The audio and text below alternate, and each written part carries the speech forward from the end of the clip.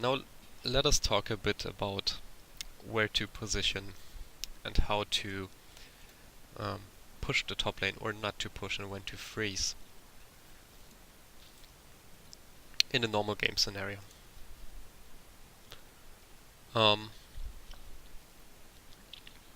the game starts right away. Let's assume you're playing against a standard jungler in the enemy team. He's probably going to start at red. Oh, there's quite a small brush. Wait. He's probably gonna start at red buff. Right? After red, he might go Wraiths or Wolves. Next up, he goes to blue. That's the super standard jungle route. And what's the next goal? He's either gonna get Scuttle Crab somewhere here, and then gank mid, or top. Most junglers take about, like my very general timers are 3 minutes 10 to 4 minutes for the first level 3 gank in top lane. Now this timer varies depending on the champion. There's faster champions and slower champions. And also whether or not the champion takes Scuttle Crab. Does he take Scuttle?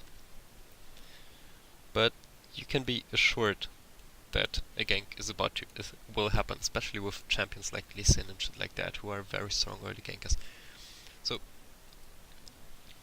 early game, watch out for Lee Sin and Elise ganks. Those are two extremely strong early gankers, especially on level 3, because they have all their skills and all their utility already. And they have a fast clear. How do you avoid those ganks? There's multiple ways on how to avoid them. You can green is bad color for this. Let's just take purple. When you're pushing, you can ward this brush when you're pushing really hard. So let's say that the enemy wave is somewhere here, or even at the tower. When you're pushing this hard, you can actually afford to leave the lane for a brief moment to ward without losing minions. So this ward you can place right at the exit, maybe here or here. So the deeper the ward, the sooner you will see the gank. Because if you're standing right here and you have your ward here and you see Lee Sin coming, right? He could flash and W and force on you if he lands his Q and kill you, even though you saw him. So the deeper the ward goes, the better it is for you. Generally, you should always assume that you do not get a counter gank in solo queue. Okay, assume you don't get a counter gank. Now, pushing like this early game would be great for you if you're pre-made with your jungler and you know exactly that you're getting a counter gank. Let's just say your jungler takes this route, like the standard. Maybe he could be doing Grump first. I mean Grump after blue. Blah blah blah, he walks here. And then about the same time as Lee Sin, he could be here. Now this is super advantageous for you in a counter gank scenario, because you can walk here faster than the enemy top laner. And also the enemy top laner is going to lose minions if he decides to answer this counter gank. But that's a counter gank scenario, which might not happen. Now, assuming you don't have a pre-made jungler, and Lee Sin or whatever enemy jungler wants to gank top, you just freeze your lane early on, and we have discussed on how to freeze the lane. By freezing the lane, you keep the minions somewhere around here and here. And this is gonna make it a lot harder for the enemy to gank you. You can also ward this brush. Or if you're under extreme pressure and you have to farm under tower on the first level, because maybe you got engaged on level 2 or you misplayed or failed the trade.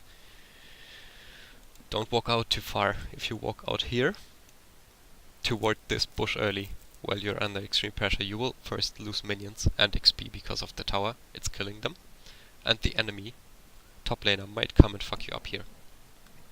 So what you want to do if you're extremely pressured on level 2 is ward here to see the enemy jungler and to avoid a gank or a dive. So this is the first minute. Now let's get to those stupid level 2 cheeses. Right. So Evelynn doesn't need red buff for a level 2 cheese. Evelynn, Shaco, Lee Sin even, and Trundle with Ghost. So if your lane starts, the minions in the top lane always meet at 1.47 minutes. Or was it 1.48? I'm not sure. That's the same time as the buff spawns. So if within 10 seconds the enemy top laner still hasn't shown up, so if at 1:58 the enemy top lane isn't there, you can safely assume that the enemy top lane is helping the enemy jungler with their buff, with the topside buff. Another thing you can assume when you're playing against cheese champions such as Evelynn, Shaco, Trundle with Ghost, even Hecarim could do it, and Elise. And listen, like most champions who have some form of CC on level 2.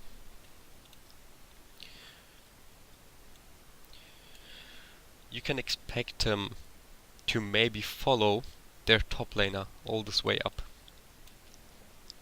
And if you push the lane here, because you think, oh, the enemy isn't there, let's push, you're gonna be somewhere around this area. Right? And when they come together, you're gonna get fucked. Level 2. They maybe will force your flash or something. And even though a level 2 cheese puts behind the jungler, in theory, it puts behind the lane so much more, because getting this kind of pressure early on a laner is insane, especially in top lane, because it might force your teleport and or your flash. And forcing your flash will force you to play defensively.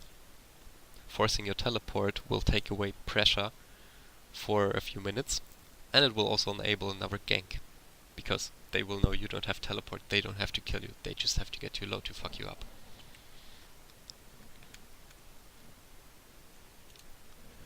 Okay, so if you see the mid lane shoving constantly, the enemy mid lane, you are safe to assume that he is planning to roam. So he might go bot, he might go top.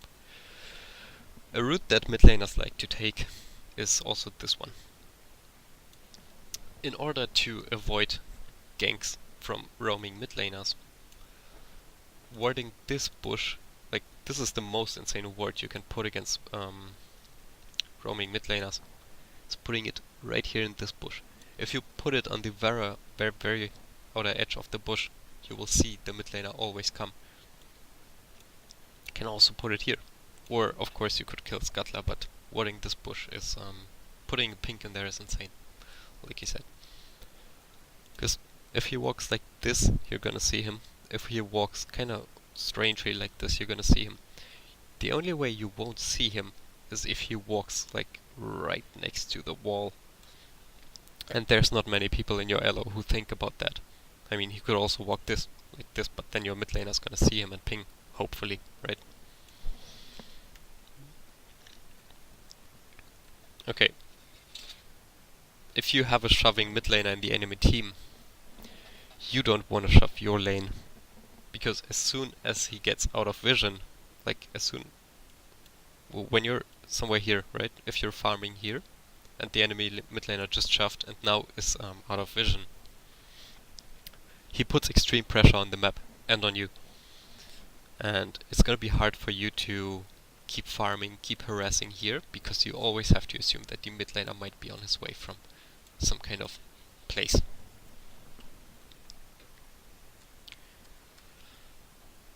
So, if, like, long story short, if mid is shoving, do not shove your lane. Or if mid is shoving and roaming. Now,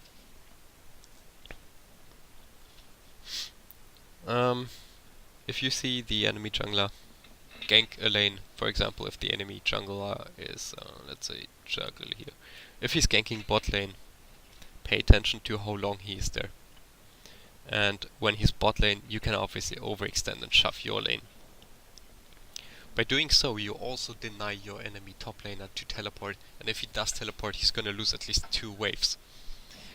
So he puts himself behind in order to teleport, and if from the teleport the enemy mid laner, top laner gets nothing, you basically have a huge advantage from it. So this is basically the early game, but you can apply this kind of rule to the rest of the game. You watch the enemy jungler, you can also start learning counting CS from the enemy jungler. If you see the enemy jungler leave the jungle for the first time with 1, 2, 3, 4, 5 CS, you press tab, you see 5 CS on the enemy jungler.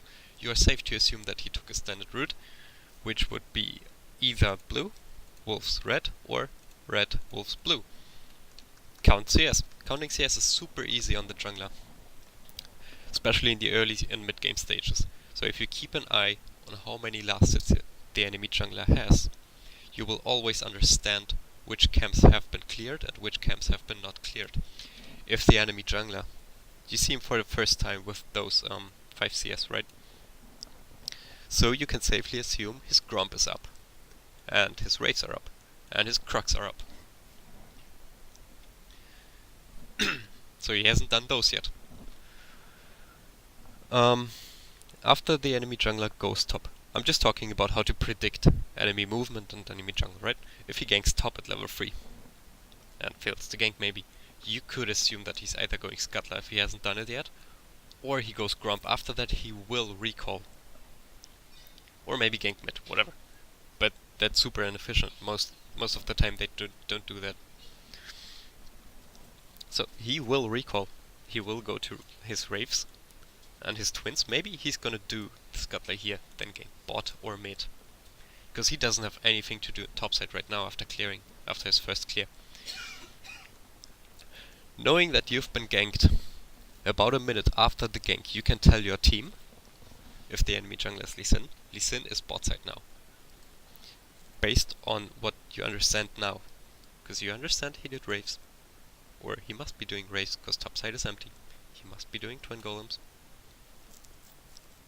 So just say Lee Sin bot side or Lee Sin bot mid side. Care.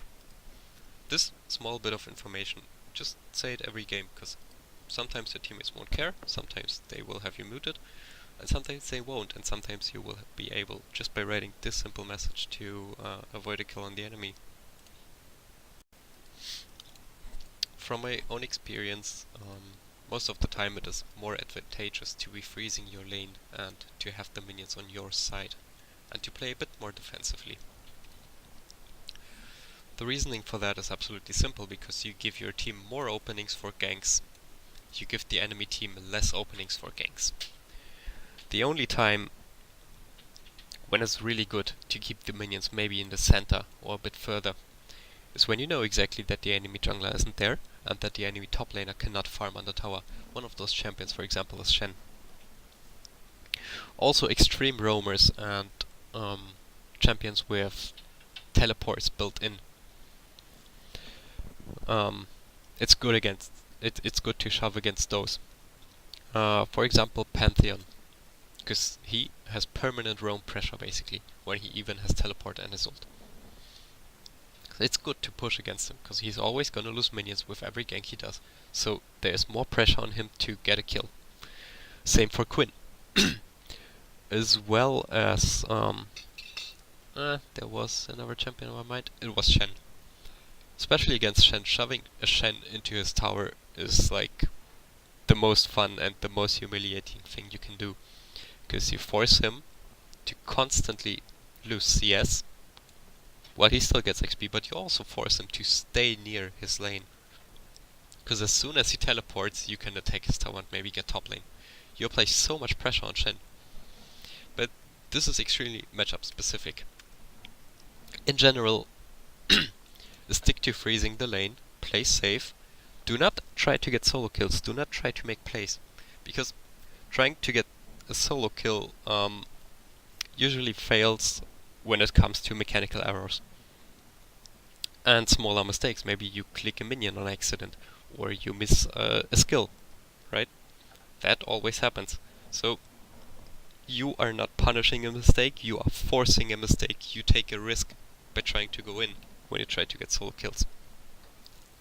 If you wait for your jungler to gank, right, and you're right here, the enemy top laner's mistake will be that he's pushing so far out and still staying there. Your jungler will come here and you can gank him. And by this you are punishing a mistake. And this is what League essentially is about. You wait for the enemy to make a mistake and then punish it. You don't force the mistake. Or, I mean, you don't force your own mistake. You wait for mistakes and punish them.